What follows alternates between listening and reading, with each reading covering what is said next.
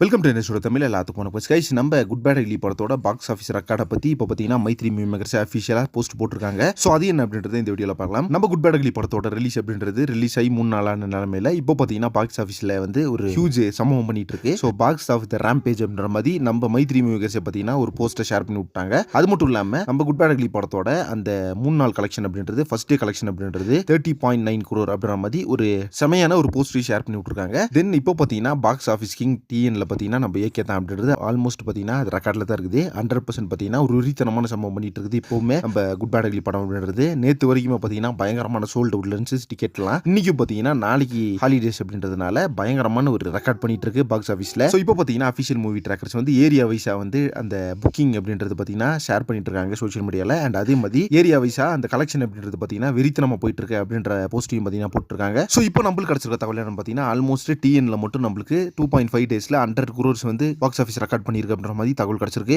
So இன்னும் பார்த்தீங்கன்னா இந்த வீக்கெண்ட் வந்து கம்ப்ளீட் ஆகி இந்த ஹாலிடேஸ்ல கம்ப்ளீட் ஆகிறதுக்குள்ள நம்மளுக்கு எப்படி பார்த்தாலும் 200 crores டச் பண்ணும் அப்படின்னு எதிர்பார்க்கப்படுது. ஸோ வெயிட் பண்ணி பார்க்கலாம் அஃபிஷியல் நம்பர்ஸ் வந்து நம்ம மைத்ரி மூவி மேக்கர்ஸ் சைட்லேருந்து என்ன வருது அப்படின்னு சொல்லிட்டு. இப்போ பார்த்தீங்கன்னா 100 crores அப்படின்றது 2.5 daysல கலெக்ட் பண்ணியிருக்கு நம்ம குட் பேட் அக்லி. இதை பற்றி உங்க ஒப்பீனியன் என்ன அப்படின்றது கமெண்ட் பாக்ஸில் மறக்காம மென்ஷன் பண்ணுங்க. நெக்ஸ்ட் ஒரு இன்ட்ரெஸ்டிங் பண்ணுறேன். Thank you very much friends.